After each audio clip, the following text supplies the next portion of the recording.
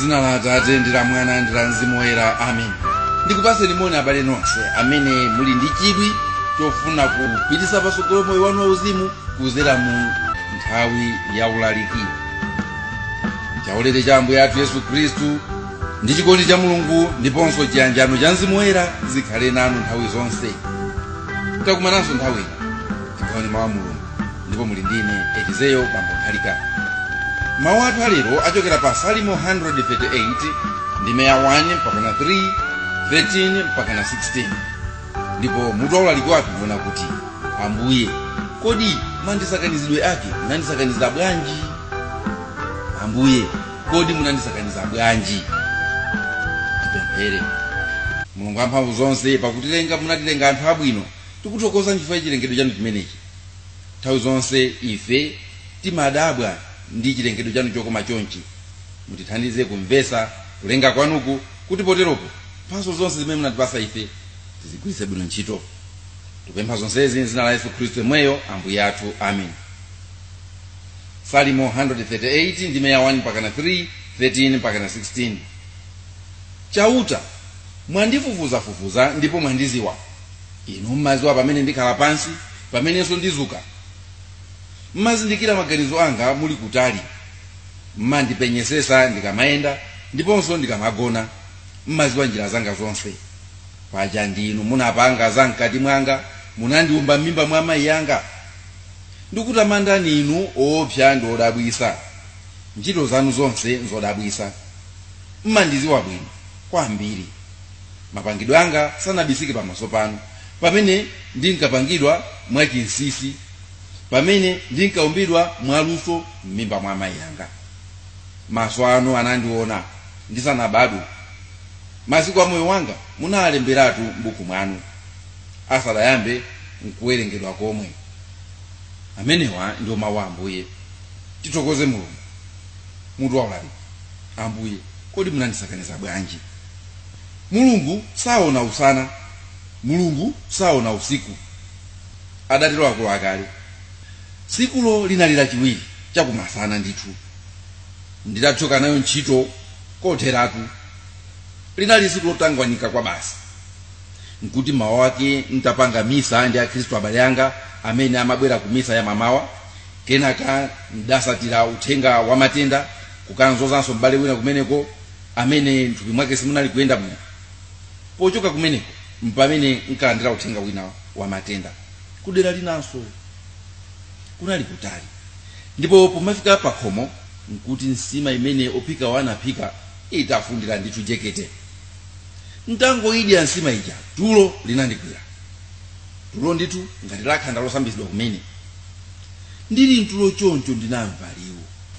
Sinkayikayi, lidali liwu lochokera kwa mwini wake. Anandiwuza kuti, iwe. Ine sindinasamaleko. Iwe. Nangozembenuzira mbali ina ngati mbaraka. Iwe. Ndatutumuka. Nyamuka upite kuseri kwa nyumbayi. Kumeneko ndikakupasa yankho lazija unkandifunsazi. Ine nanyamukaji. Sinanyozere. Muntima mwanga ndikuzifunsa kuti kodi ine ndinafunsa chani? Kulepera kuti ndikumbukire kuti kodi chimene akuti ndinafunsa cho ndiye chichi. Nditapita kuja napeza akuki. Atapanira safuria muli ufa ndithu. Kakapu kamazi kalipoteropo, sitoko majarini alipoteropo, kachitini kena kamene sindikakaziwa bwinobwino kalinso poteropo, ndiko wawo mmanja. Ndiye liulija linabweranso. Uzingopenya. Ine ndaima ndithu nkumangwayang'ana. Amati akatema sitoko uja pang'ono, nkuponya muja munali ufa muja, ndikutenga mazi oti be ndikuthiramo. Kenaka nkutakasa. Atenge karoti opalapala aponye momo. Atenge kanchere aponye momo atakasa. Anazitakasa ndithu kwa nthawi yayitali. Kenaka atenga kashuganso kuponya momo. Kenaka ndi anazitenga ndikuzika mu poto. Ndikukazitereka. Ndiye kenaka kundiuza kuti, bambo, timafuna makobiri. Akukiaja. Akuti bambo timafuna makobiri oti tikagulire zida za icing. ine zotati aisi ndi chani sindikaziwa. Mosachedwa lulija linamvekanso mumtima mwangamu, pereka makobiri. Ndinapereka. Pofika madzulo ndinaona ndithu kuti akhuki aja akubweresa chikeke chokutala bwino pa tebulo. Ndianandiza kuti bambo, kekeyu muso wakuti musamuchedwese kumudya, chifukwa zimene ndayikamuzo sangakhale nthawi yayitali. Ndiye ndinamuyang'ana keke uja mmene wakulira, ndikuyang'ana mimba yanga, ndiye ndaona kuti ayi sizoona. Nkhanza kwa bambo ndithu izi sizoona mmene wakulira keke. Ndiye mmalomo wayamikira akhuki aja ndinayamba kukalipa. Ndili kuti inu mayikiramo chani zinthu zoti mukuziwa kuti keke isachedwa kuola. Inu simmaona mmene anzanu amapangira makeke awo kuti amatha kutha wiki osaola. Ndisanamalize lulija linandizuzula. Kundizuzulatu mumtima mwanga, inu kuchita kumva kina kechikupweteka mumtima mwanga kuti iwe usakalipe. Usakalipe. Ndi mmene asakaniziramu kuti zikome munga iwo wankafunira ananena kusakaniza chonchi. Ndiye ungokhala chete. Sinaneneso kanthu, sinayankhulenso, danguti chete, dankhala pei. Nawo akhuki aja anangochokapo mwakachetechete. Ndinamva chisoni mumtima mwanga kuti ndinakhala ngati munthu osayamika. Ndinakhala ndwi kwa kanthawi, ndipo munga kamphepo kayaziyazi kamene kanapemerera Eliya kaja kupiri kuja, kaliwu kaja kanamvekanso mumtima mwanga. Ndi zimenezo tuzija umakhala kundifotokozera zija, umakhala kunditopesa nazo zija. Ndinachita vyoli ngati namwali olangidwa. Kutere ku nthawi yonseyi ndimati ndimakhala ndikuzifunsa ineyo mumtima mwanga kuti kodi Mulungu ineyo pondilenga anandilenga bwanji. Zimandipasa nkhawa ndi chidwi ndikakuonani ngakhale ineyo abale yanga kuti kodi Mulungu pokulengani chimachitika ndi chani. Chifukwa kuti Mulungu muntenge ngati mmisiri amene watenga udongo wake m'manja mwake nkumapanga ziwalo zathu. Ndimayang'ana nthawi zonse kuti kodi mmene Mulungu amatilenga mfe zimakhala bwanji. Ndine matenga kali kuti anali ndi udongo wake apo, matenga udongo uja kutapa, kuupiringa m'manjamu, kuupinda bwinobwino mkono wa munthu wakwana usinya. Kenako atenga apange mutu awubulungize bwinobwino asiya. Chimozi nazilumikiza kenako mpakana atamaliza waona kuti yayi munthu wakwana. Ndiye Salimo 139 imene tawerenga lija ndipena kunena kuti Mulungu analenga anthu fe mwadongosolo chimozi. Komano kenaka akutengano mzimu wa yemwini Mulungu ja Genesis 1 ndikumuuzira munthu uja kuuzira mwa ife mpweya wake uja. Sipo khapo akutenganso makhalidwe nkuwaika mwa ife kuti ife tikhale akhalidwe monga tili nawo pano. Choncho mmene Mulungu ankandipanga ine titaonera kuti anali ngati munthu kaya ndi wa ku saloni kaya ndi wakwani kaya munthu wozipoda amene ali ndi timabotolo tingapo tazosakanizira. Mmene Mulungu ankandipanga mutenge ngati kuti Mulungu ja anakhalapo ndi timabotolo tingapo kuti asakanize apange munthu ngati ine. Kabotolo kena ka chifundo choncho popanga mtima wanga uja anatenga kabotolo kamene kaja wadontheseramo. Botolo lina la makani watenga botolo limene lija wadontheseramo. Pondipanga kenakonso anadontheseramo kameneko. Botolo lina la kulimba mtima watenga wadontheseramonso. Botolo lina la kupusa anatenganso kupusa kuja wadontheseramo. Mwaine anadontheseramo kakupusa kena kake kuonekabe kuti munthu ipena pache ndi wandu iyi. Kabotolo kena kamantha wakatenga wakadontheseramo mpaka nandikupanga munthu wache kukhala ine. Chifukwa ndimadankhawa ndikuziyang'ana munthu wabwinobwino ndithu ndikaziyang'ana ndimayamika Mulungu. Ndikaziona kumati ayi Mulungu Ambuye simuna umene dongo lanu pondilenga ine. Munandilenga munthu wantali. Mwinanso nanunso mukakhala mmathokoza Mulungu kuti ayi Ambuye ndakuthokozani kuti inyo simuna umene udongo wanu pondilenga ine. Munandilenga munthu wamfupi wochincha bwino. Ndiye ndikasuzumira mumtima mwanga ineyo tsopano ndiye ndimaonamo kuti muli zabwino zambiri zimene Mulungu anadontheseramo timapotolo ndanena tija kachifundo patali choncho kantima kulimbikira ntchito anadontheseramo. Komano ndikazunzumizisa mumtima mwanga ndimaona monso kuti pali zinthu zina zimene munthu ne sindichita bwino. Ndimaona kuti pali makhalidwe ena amene ali mwa ine amene aloyipa ndithu. Ndikaziyendera ndimaona kuti ndili ndi mapendekero ena amene ngakhale ine mwinake sindikondwera nawo. Mapendekero oyipa. Ndili ndi kamtima kena kake kamene simmafuna nditakhala nako. Komabe ndili nako ndipo ndikaine ndithu. Ndiye ndimakhala ndikuzifunsa. Na ndimfunsa Mulungu kuti kodi Ambuye kumene mmandipanga inuko simukanatha kungondipanga bwinobwino zina zinthu kuzisiya usayikamo? Kodi mukanangondilenga bwinobwino opanda tinati chimene mukanaluzapo inu Ambuye ndi chani? Bwanji musakangondilenga munthu ne ndikhale munthu wabwinobwino opanda makani, ndikhale munthu wabwinobwino opanda zinazi. Nthawi zina ndimamchira Mulungu mtima kuti kodi Ambuye munachita bwino kundilenga, ndipo Mulungu ndithu mmene kuti koma Ambuye mmene munandilengeramo komano mmene munasiyira zinthu zina mwa ine chabwino munandilenga mwanjisiya m'banja la Chikhristu ndimathokoza, komano ntchito yabwino ndi imene munayiyambayo bwanji simunangoyisiriza? Ani twili apa sine ndekhayi ndimafunsanso chimozimozi ndikakuona ndingakhale inuyo abale anga mnyamata wa mphamvu zake koma waulesi.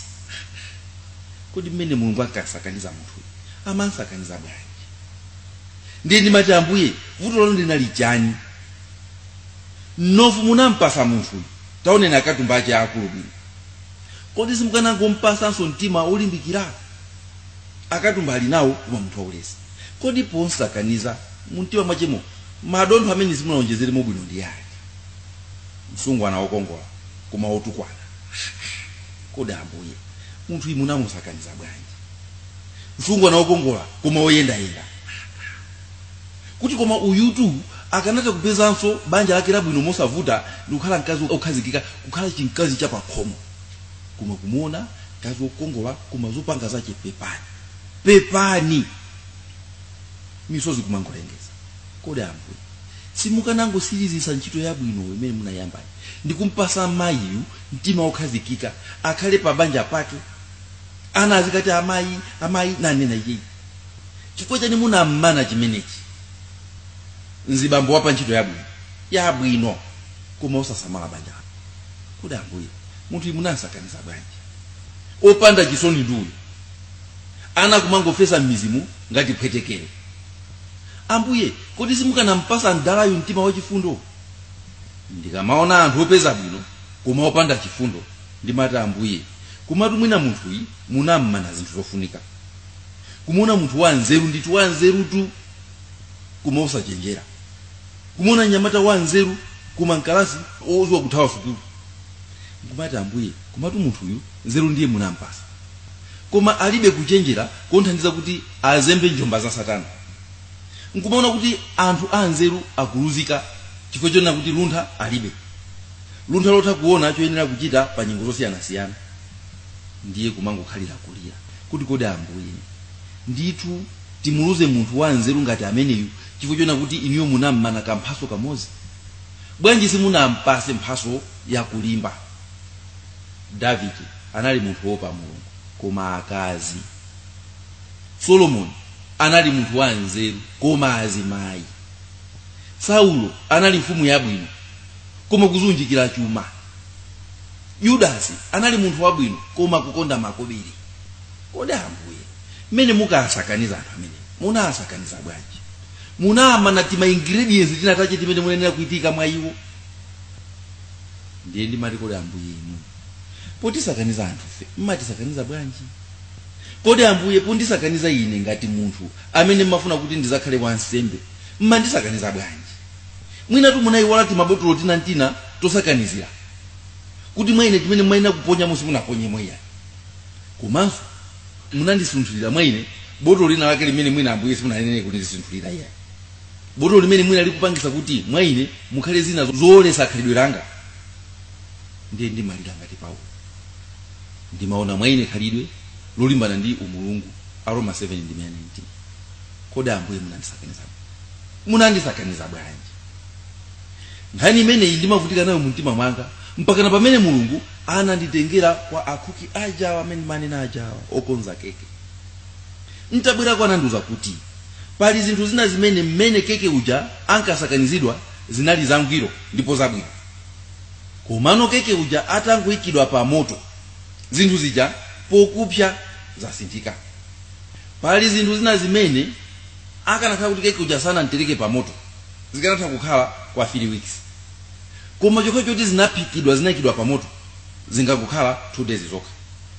Pali zinthu zimene nzabwino ndithu koma zosalimba nzosachedwa kuola, koma zimenezo zimabweresa kukoma mu keke ameneyo. Oti atata zichosa zimenezo keke uja sakoma. Malo molilira keke wako uja kuti sachedwa kuola, iwe ukhale ndi chidwi kuti uzidya keke ameneyo mwachangu, ukafuna wina kapangise wina. Ukuyenerano uziwe wekha mastailo wake oti keke ameneyo amene ali wabwino kwambiri koma osachedwa kuonongeka akupindulire. Kodi utani kuti keke ameneyo umumve kukoma?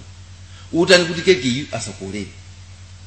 Izi ndi zimene abale Paulo woyera anayankhidwa atapempha kwa Mulungu kuti anchosere zimene zimasowesa mtendere mumtima mwake. Mulungu kuti amuchosere zimene anakana, Mulungu ananena kuti ayi sindikuchosera. 2 Korinto 12:8. Chithandizo changa nchokukwanira. Ifenso tikanakonda kuti Mulungu achose zofoka zathu, koma kuti ayi tingosowa tiziwe kuti ndili ndi chofoka ichi chakuti. Tikatero tipeze kuti kodi chofoka chimene chitipange bwanji kuti chisafike potonongera zinthu.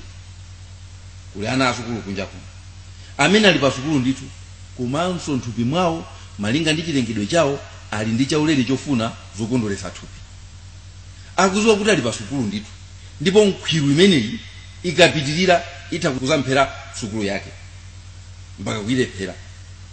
Amawerenga biology malo momva zonenedwa munosi muja thupi lake lonseli ngosokonekerera. Apanga bwanji mwana wa Nyamata?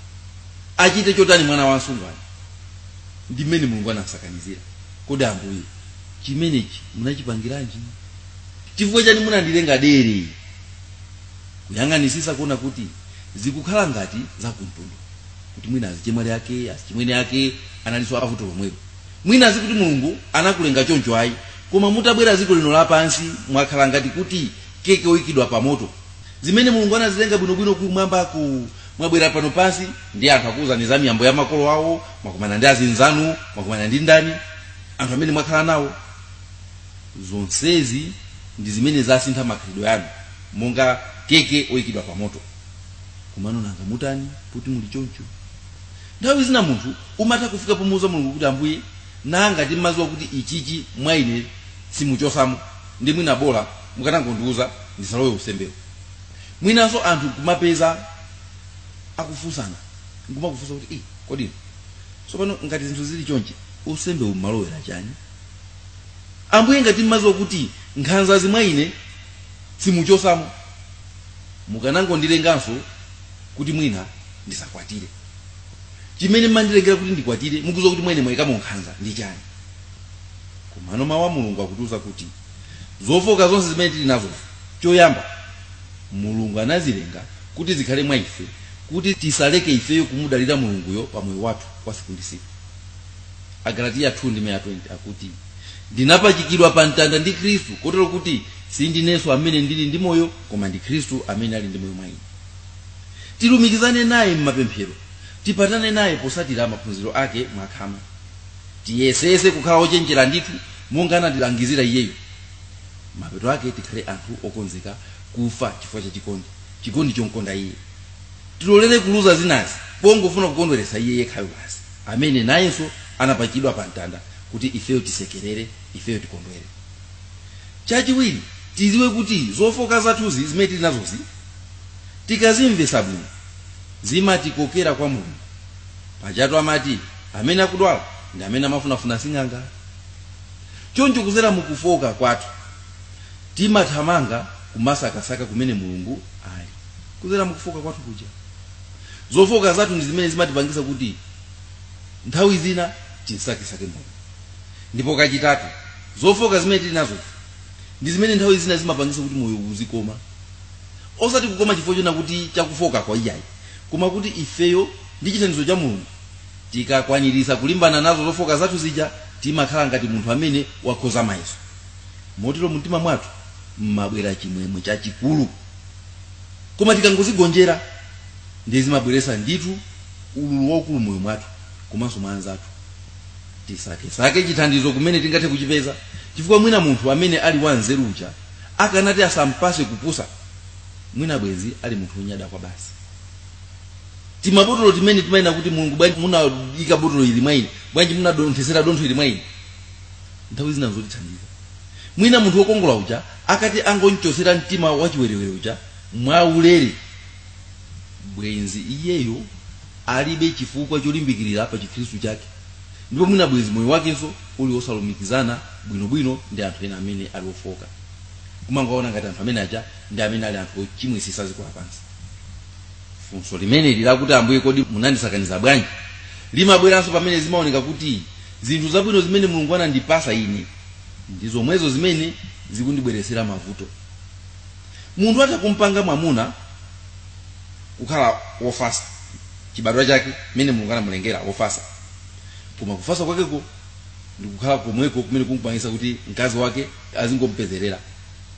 Munthu olimba mtima, koma kulimba mtima kwake komweko ndi kumene kungampangise kuti azikhala opweteka azenzake kapena azipheka.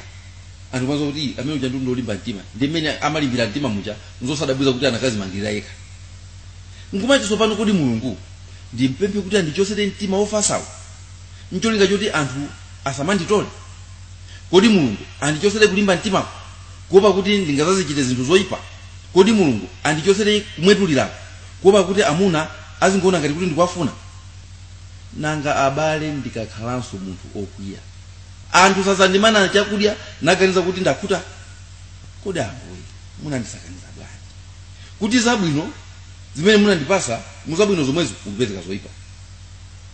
Msogolera akakhala kuti ndi wofasa wodekha, nthawi yomweyo mpeza kuti kudekha kwake kuja kupangisa kuti ziko lino likhale ziko lopanda chitetezo. Nkhani yake aona kuti msogolera uja ndi wofasa ndi wodekha ndi zimayi. Akakhala wokwiya, akakhala wamphamvu zake, anthuzo kumadandaulanso. Muzabwino zimene Mulungu anatipasa zoyipa zilimo monso. Mwina ndinamvesano chimene Mulungu amafuna kundiuza pamene ananditengera kwa akhoki ake, koma ndikukhulupirira kuti sindinafikepo beyi mpaka pano sindimvesesabe, sindimvesa mokwanirayi mwakuti ndizakhalabe ndikuzifunsa mu mtima mwanga, kodi Ambuye masakanizidwe ake munandisakaniza bwanji? Ndizipempherabe ineyo kuti Mulungu mwina siku lina azandipase chaulere chomumvesa bwino. Ndizipemphera kuti azindipasa ndithu chaulere cholimbikira ndikulimbana zofoka zanga, ndipo mwa ine ndekha ndizisakasakanso anthu amene angathe kundithandiza kuti kodi muzoyipa zoteresi ndingavukemo bwanji. Inunso abale muchita bwino kusata chitsanzo changachi, nanga tinanu mmakhumudwa ndithu kuti kodi Ambuye munandisakaniza bwanji masakanizidwe ake. Nanunso lero pezani njira yoti kuzera mu chitsanzo cha anthu ena komanso mapemphero anu muthe kukhala anthu olongosoka. Mulungu anatisakaniza bwinobwino, koma mwina tinayipa mmene tinkaleredwa pansi pano. Makolo athu anatilera bwanji? Chifukwa Mulungu atatilenga atatisakaniza kenako anatipereka kwa makolo, ndiye makolo aja nawonso potilera anatisakaniza.